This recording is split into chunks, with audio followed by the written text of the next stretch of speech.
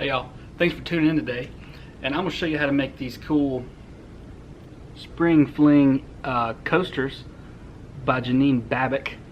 These are super easy. All you need is a 6x10 hoop, some no-show mesh, some batting, some scrap fabric, and some coordinating threads.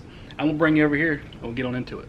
Step one is the placement stitch for your batting, so you can thread up and we'll run that.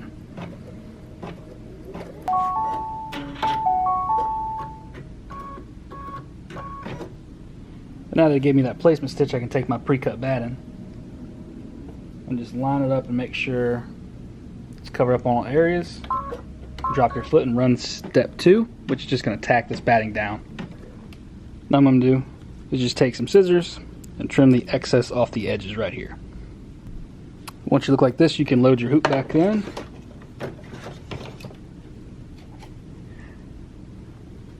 And get your background fabric of choice here. We're going to lay this over, change our thread, and then what it's going to do is run the quilting for it.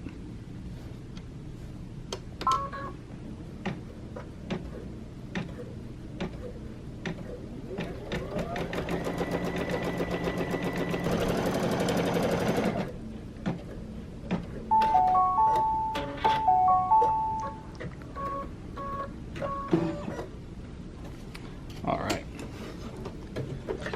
So I just did our quilting here, and the next step is this little border. So I'm going to swap the thread out for green and let that run and show you what that looks like afterwards. Now that border is done, the next two steps are the outside of the flowers and then the inside of these flowers, which we've been doing the same color. So I'm going to load the pink on and then let that run. Cool, so now the next step here is the placement for our appliques. So you go ahead and thread up whatever color you're doing and get a couple scrap piece of fabric ready. Now that's done our placement, the first applique we're going to do is this right egg. When you do applique, if your fabric's directional, just make sure you're placing it properly. Once you got it, you just let it go.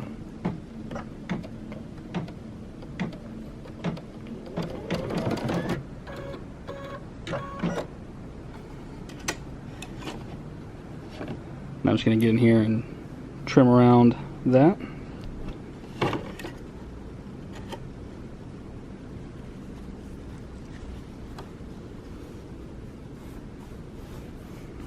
Get that next fabric in place and let it run. Alright, and once you get this trimmed out, it's going to do a little border on the egg, which I'm going to do in white. Drop our foot and let that go. You can do the same thing for this one, whatever color you want.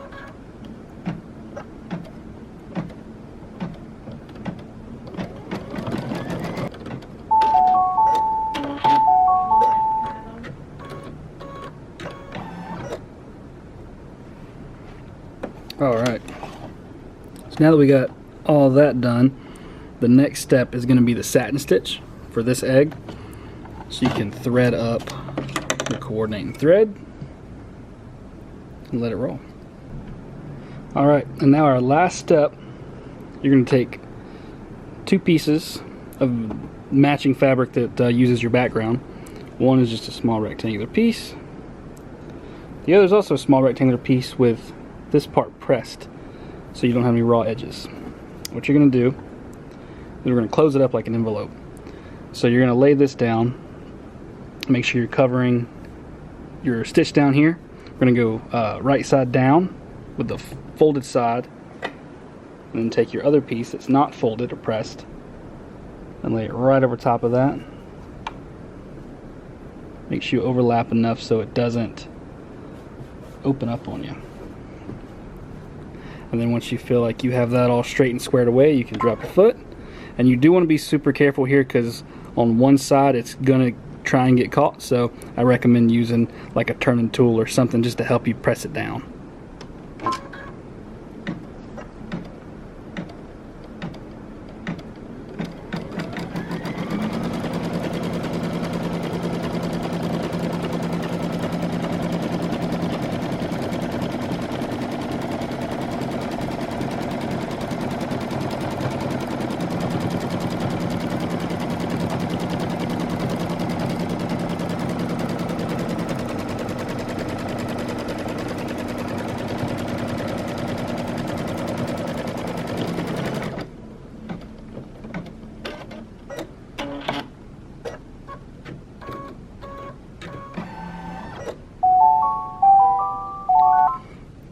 Now you gotta just take this out, pull this, and I'll show you how to square it up.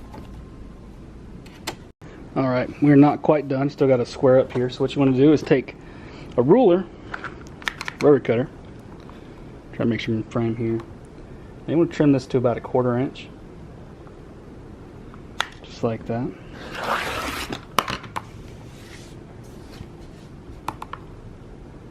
On all 4 sides.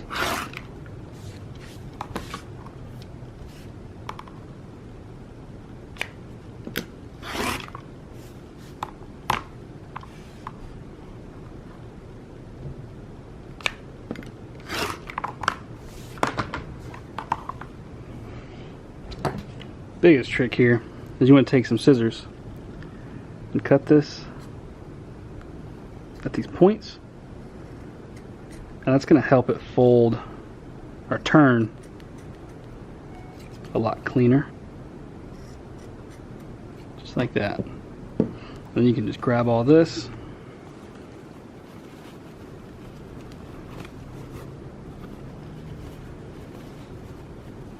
flip it all around.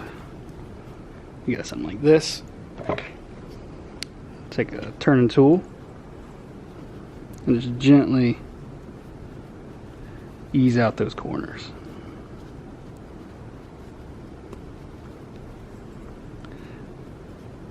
Since we trimmed them, they come out a lot more of a point.